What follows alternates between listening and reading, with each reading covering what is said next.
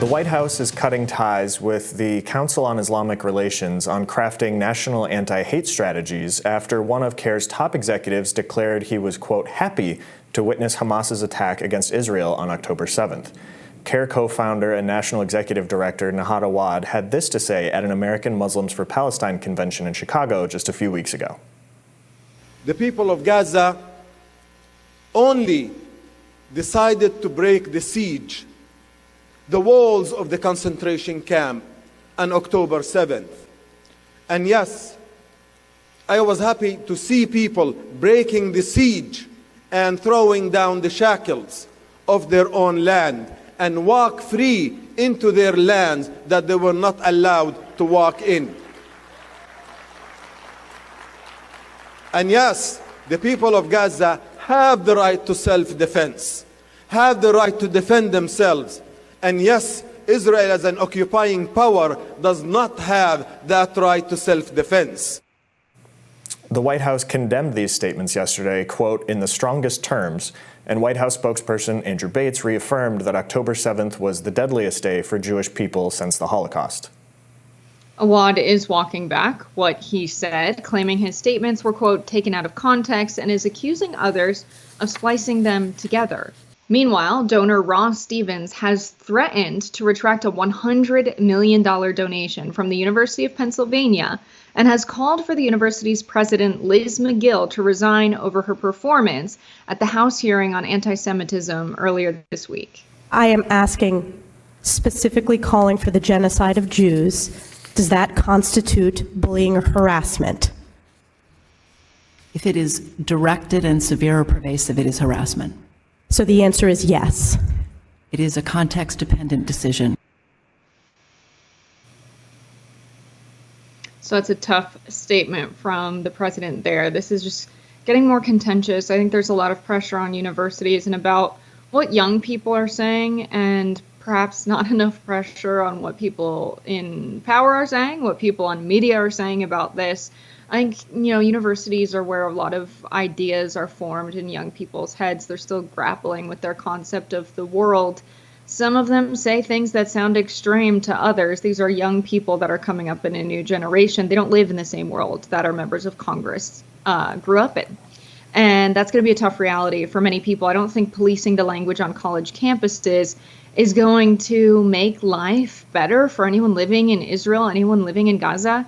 And I think when we look at what Awad said there, if he says his statements were spliced, that's fine. It does sound like he doesn't fully support what he initially said. And I think a major reason why many people who were initially calling October 7th a major win for Hamas and an action taken for the greater liberation of the Palestinian people, I think they're walking what they're saying back, in part because of what's come out of Israel, that the initial death toll of 1,400 was then recalculated, and actually the death toll is 1,200 Israelis and 200 were Hamas. And they were so badly burned, they couldn't be distinguished from the other Israelis, which begs the question, who burned those bodies? Was Israel on the counteroffensive, and was Israel also partaking in some of the death toll that day? It's been a long-time policy of the Israeli military that an Israeli soldier is better dead than kidnapped, and in avoiding kidnapping of Israeli soldiers, they have been known to kill their own people. And so that's a major question I think a lot of people have, is how much of those deaths were at the hands of Hamas and how much were at the hands of the Israeli military? Well, I think there's sort of two parts here, right? So you got the campus situation and everything that's playing out there. I think if these supposedly elite universities had showed one iota of concern for the constitutional rights of its students when it came to conservative speakers over the last 15, 20 years, their words may have been taken better. But when these university administrators have shown themselves quite prone to violating First Amendment rights, shutting down speakers, restricting events, restricting student groups, and then all of a sudden when there are calls for genocide, the eradication of Israel as a country, the death of Jews, for them to all of a sudden say this is a contextual issue is laughable, but also tragic. So you really can't laugh at it because it's just absurd. But then when it comes to what Awad was saying, CARE is an organization that has long, according to groups such as the Anti-Defamation League and others, had allegations of ties to groups like Hamas and other terrorist organizations or groups that are considered terrorists by both the Israeli and the US and European governments. And so it's sort of unsurprising to have him saying that he was happy initially for what he saw happening on October 7th. But this whole idea, again, we're still just hung up on this idea of self-defense. What Hamas did on October 7th was not self-defense. There was a ceasefire in place until Hamas ran across the border and started slaughtering Israelis and people from other countries who were at that music festival, and then continued going through villages and small kibbutzes in southern Israel. And this idea that, rocket attacks that are continuing now through months of this war and everything else, this is not self-defense. There's no time where an attack is self-defense. There was nobody attacking Gaza. There were no rockets flying into Gaza targeting schools. There was none of that happening, of course, when Hamas launched its attack. And I just think the situation that's happening in the Middle East, like you were saying, young people in the United States, people on these campuses have not thought through the facts and have not seen a lot of the facts necessarily. But this is obviously having a larger political impact now because Joe Biden is on the ballot. He's having people sort of Democrats specifically say that they won't support him. And there was a situation earlier this week. Breakthrough News reporter Kai Pritzker spoke to an alleged White House staffer who has called for the Biden administration to end its support for Israel's actions against Gaza. Yeah, I think whenever we talk about the situation between Israel and Gaza today, we have to think about it within the context of what's gone on in the region since 1948, since the Nakba, since Israel established itself as a state and pushed Palestinians out, and then subsequently took a bunch of land from Palestine violently, displacing nearly 750,000 Palestinians, killing tens of thousands of Palestinians in the process. I think when you have Palestine, which is not a country, which doesn't have a formal military, it's very difficult for them to have equal footing with Israel, which has the support of the U.S. military, the largest military in the world. They don't have a military to fight back in a normal way. And so I think on October 7th, we can consider what Hamas did was something that they did to fight back against Israel after many more Palestinians, including women and children, including innocent civilians, which has been Israel's explicit intent to kill innocent civilians for the purpose of sending a message so that they would put public pressure on Hamas because they don't want Hamas in power, because Hamas is not okay with the land that Israel has taken from the Palestinian people. So that's the situation we're in. That's the context I understand it in. I don't expect everyone who is a student at a university to have the nuance needed to understand what it means to be a Jewish person and to see many Jewish people die, to understand the extent of the conflict and the history of U.S. intervention and what kinds of regimes we choose to support, that there was actually a peaceful leader of Israel that was assassinated on November 4th in 1995. And that's when we saw the rise of Netanyahu and right-wing governments in Israel, that they were actually pretty close to signing the peace accords. And actually, he was assassinated leaving a peace rally for the Oslo Accords, that we were so close to arriving at peace in the region. And it's really the right-wing government in Israel that a lot of people have a problem with, because they really want to expand Israel from the river to the sea. As many presidents have pointed out, that is what Netanyahu wants. They do want to push the Palestinian people out. That has been the explicit plan that has been in leaked documents confirmed by the Israeli government. But when we think about college campuses, your point's well taken, that these need to be places for ideas to be discussed on both sides. Initially, when they were having these pro-Palestine rallies on campus at Columbia University, the university tried to prevent any press from attending, and they tried to break up the rallies so that it wouldn't take place.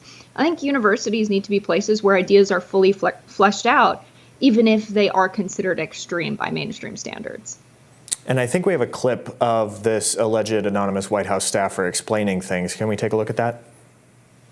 I think a lot of colleagues are disgusted and appalled. There are so many, you could go through the adjectives and like the thesaurus of disgusted, and that could describe so many people within the administration. Personally, for me, I would describe it as a genocide. I think that's the only solace that a lot of us feel, is that, you know, there is a growing dissent within the administration of people that are no longer feeling comfortable. That's why people are willing to go and do these public, you know, letters and talking to press and doing as much as we can, because there are numbers there of people not being okay with what's going on. Are there people in the administration who are starting to see the Biden administration's support for Israel as untenable?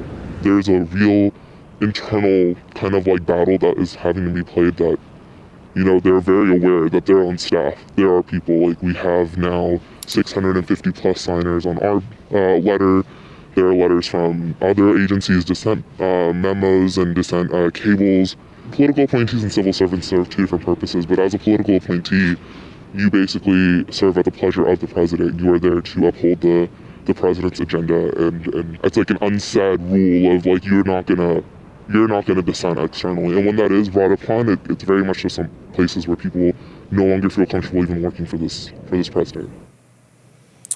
And so there you have someone. We've obviously heard other reporting in recent days about, you know, interns in the White House trying to tell the president how he should be handling this war in the Middle East. You've had a number of staffers at the State Department and other agencies resign and say that this is the reason why. And I think, honestly, if you are somebody working for the federal government and you don't believe that it's worth defending one of our greatest allies in the lone liberalized democracy in the region, that you probably shouldn't be working in the federal government. And to them, I would probably say good riddance. You know, if you don't agree, we don't want you working for the government, because obviously Joe Biden, as Andrew Bates and other people in the administration, Antony Blinken, have made clear, Israel needs to be able to defend itself and should absolutely continue to do what is necessary to make sure that these attacks on its people stop. And to have people who dissent with that, you know, even if they're just dissenting anonymously, that means that's still affecting their work and what they're doing within the government. And so I think people like that should leave, because if they're not going to be committed to what the cause is, how are they going to do their jobs well? Oof, that's tough, Spencer. Yeah, I think people leaving the White House because they don't agree with the president's policies, leaving any non-elected government position because you don't like who you're working for, their decision-making process, the decisions they've made, what they support, whether in rhetoric or in action, I think it's fine. I think it's, yeah, you should leave. I agree. I also disagree with what Joe Biden is doing in the Middle East. And I think that in prior administrations, when we were, marching into the Iraq war on the back of a lot of discontent surrounding 9/11, but also a lot of propaganda and Islamophobia that followed 9/11, that with very little evidence, no public evidence, that there were weapons of mass destruction, that President Bush, W. Bush, could march us into a war in the Middle East with widespread public support. It's insane. The fact that there are people who are dissenting from what the administration is doing, I think is good, considering 66% of the U.S. population supports a ceasefire at a time when Joe Biden's saying no ceasefire, absolutely not. And the U.S. is vetoing a humanitarian pause on the floor of the Security Council. To me, that sounds like our foreign policy is not representative of what the people want in the country. It doesn't feel like a good democracy. And a lot of people like to point out that we're not a democracy, we're a democratic republic. But I don't think even a democratic republic can function well if the administration is not representative of 66% of the country. That's far more than we get in electing a president in popular votes. Well, I think this will obviously continue to be an issue, not just through this week and this weekend, but all the way through to 2024. We will be back with more Rising right after this.